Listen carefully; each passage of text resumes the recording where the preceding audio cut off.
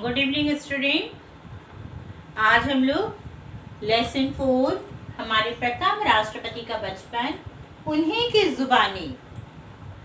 आपको पता है हमारे प्रथम राष्ट्रपति कौन थे? जानते हो? डॉक्टर राजेंद्र प्रसाद हमारे देश के प्रथम राष्ट्रपति थे। स्वतंत्रता हमें 15 अगस्त 1947 को मिला। उसके बाद जो सबसे पहले राष्ट्रपति बने उनका नाम था डॉक्टर राजेंद्र प्रसाद। उन्हीं की जुबानी यानी उन्होंने ही इस आत्मकथा को लिखा है। अपने बारे में वो खुद लिखते हैं। आप में से कितनों को अपने बचपन की बातें याद है? करीब करीब आप लोग तो छोटे ही है ना, सभी बातें याद होंगी। बचपन में की गई शैतानियों के बारे में सोचकर आपको कैसा लगता है? आप अपने माता पिता से पूछेंगे कि उनके बचपन में उन्होंने क्या क्या शैतानियां की, तो आपको भी सुनने में बहुत ही आनंद आएगा। स्वतंत्रता से पहले भारत में शिक्षा की व्यवस्था आज जैसी नहीं थी। अतः समझदार और समर्थ लोग अपने घरों में शिक्षक बुलाकर बच्चों की पढ़ाई का प्रबंध करते थे। प्रस्तुत पाठ में ऐसी ही व्यवस्था हमारे प्रथम राष्ट्रपति राजेंद्र प्रसाद के माता पिता ने उनकी पढ़ाई के लिए की थी। आज का जो जमाना है ये जमाना तो था नहीं। हमारा देश अंग्रेजों के गुलाम था। हम आज की तरह बहुत सारे स्कूल नहीं थे, बहुत सारी सुविधाएं नहीं थी। समझदार लोग क्या करते थे, बहुत सारे लोग अपने घर में ही शिक्षक को बुला लेते थे और पढ़ाई करवाते थे बच्चों की। तो यहाँ पर डॉक्टर राजेंद्र प्रसाद के साथ भी वैसे ही घटना हुई। उनके बारे में आइए पढ़ते हैं। 5वें या 6ठे बरस में मेरा अक्षरारंभ कराया गया था। उस समय की प्रचलित प्रथा के अनुसार अक्षरारंभ मौलवी साहब ने बिस्मिल्लाह के साथ कराया था। जिस दिन अक्षरारंभ हुआ, मौलवी साहब आए, मिठाइयाँ बांटी गई। हम 3 विद्यार्थी उनके सुपुर्द किए गए। एक मैं और दूसरे 2 जो अपने कुटुंब के ही चचेरे भाई थे। यमुना प्रसाद जी सबसे बड़े थे। 5 या 6 साल में, जब राजेंद्र प्रसाद 5 या 6 साल के थे, उस वक्त उनको अक्षरारंभ करवाया गया। अक्षरारंभ यानी अक्षर पर प्लस आरंभ, यानी उनको लिखना सिखाया गया, उन्हें लिखना पढ़ना शुरू कराया गया। तो उस समय की प्रचलित प्रथा क्या थी? उस समय जो चलन था, रिवाज था कि मौलवी साहब, जैसे हमारे हिंदुओं में हम लोग जो विद्वान होते हैं, ज्ञानी होते हैं, उन्हें पंडित कहते हैं, वैसे ही मुस्लिम में मौलवी कहा जाता है। तो मौलवी साहब को बुलाया जाता था, खाना खिलाया जाता, बिस्मिल्लाह यानी भोजन कराया जाता था, और इसके बाद उनका पढ़ाई लिखाई शुरू हो जाती थी। तो जिस दिन मौलवी साहब आए तो बिस्मिल्लाह करवाया गया, खाना खिलाया गया। जिस दिन अक्षरारंभ हुआ, मौलवी साहब आए, मिठाइयाँ बांटी गई। पूरे मोहल्ले में धूमधाम से मिठाइयाँ बांटी गई। 3 विद्यार्थी उनके सुपुर्द किए गए, यानी राजेंद्र प्रसाद के साथ और 2 बच्चे थे जो कि उन्हीं के परिवार में के थे। कोई उनका चचेरा ममेरा भाई थे। वे लोग 3 मिलकर मौलवी साहब के साथ पढ़ने बैठे, जिसमें इन तीनों में यमुना प्रसाद जी सबसे बड़े थे।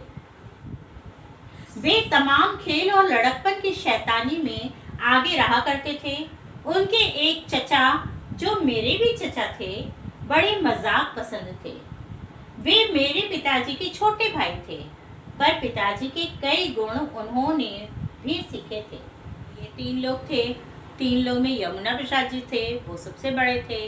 और सबसे बड़े होने के साथ साथ वो जितना भी खेल होता था, यानी बचपना में, शैतानी में, नटखटपन में, वो सबसे आगे थे। तो उनके चचा यानी चाचा, पापा के भाई, छोटे भाई, उनके एक चाचा थे जो कि राजेंद्र प्रसाद के भी चाचा थे। वे बहुत ही मजाक करते थे, मजाकिया किस्म के थे। वे मेरे पिताजी के छोटे भाई थे। उनमें बहुत सारे, उनके पिताजी के, राजेंद्र प्रसाद के जो पिताजी थे, उनके बहुत सारे गुण उनके चाचा में भी थे। वे घोड़े की सवारी करते थे, बंदूक और गुलेल चलाना भी खूब जानते थे, फारसी भी पढ़े थे और शतरंज भी खेलते थे। जो उनके चचा थे वे घोड़सवारी करते थे, घोड़े की सवारी करते थे, बंदूक चलाते थे, गुलेल चलाते थे। गुलेल क्या होता है?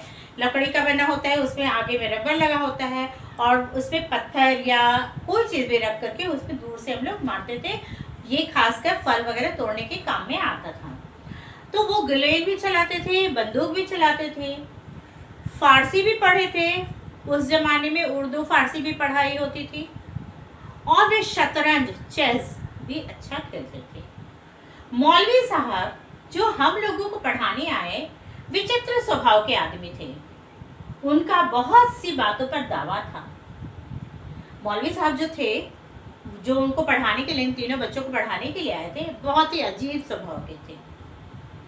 उनका बहुत सी बातों पर दावा था कि मैं ये अच्छा करता हूँ, वो अच्छा करता हूँ। बलदेव चचा के मजाक के लिए वे एक बहुत ही उपयोगी साधन बन गए।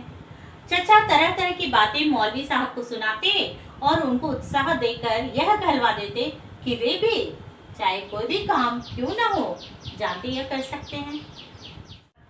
मौलवी साहब तो मौलवी साहब है भाई, उनको कोई भी काम बोल दिया जाए और वो ना तो नहीं कर सकते, भले उनको आता हो या ना आता हो।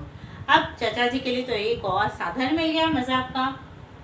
चचा क्या करते थे, मौलवी साहब को बोलते मैं ये करता हूँ, वो करता हूँ, उन्हें जोश दिला देते थे और फिर ये मौलवी साहब बोलते थे मैं भी जानता हूँ, मैं भी ये कर सकता हूँ। मौलवी साहब का दावा था कि वे शतरंज खेलना भी खूब जानते हैं, लेकिन जब बलदेव चचा के साथ शतरंज खेलते तो कभी न जीतते।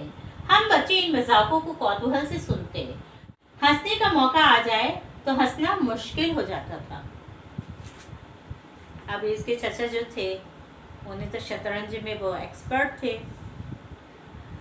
मौलवी साहब भी कहते थे कि मैं तो शतरंज में हमेशा जीतता हूँ, लेकिन मौलवी साहब और बलदेव चचा जो थे वो दोनों एक साथ जब शतरंज खेलने बैठ जाते थे तो मौलवी साहब कभी जीत न पाते थे और जब वो हार जाते थे तो बच्चों को हंसी का मौका मिलता था, लेकिन अब उनके सामने हंसना भी मुश्किल था। भाई गुरु तो गुरु है। एक दिन बलदेव चचा ने मौलवी साहब से कहा कि बाग में बंदर आ गए हैं, उनको गुलेल मारकर भगाया जा सकता है। इतना सुनना था कि मौलवी साहब बोल उठे कि वे गुलेल चलाना खूब जानते हैं। बलदेव चचा सब समझ गए। मजाक के लिए उन्हें बगीचे में ले गए, गुलेल और गोली उनके सुपुर्द करके कहा कि खूब खींचकर एक बंदर को मारिए। मौलवी साहब ने खूब खींचकर गोली बंदर को मारने की कोशिश की।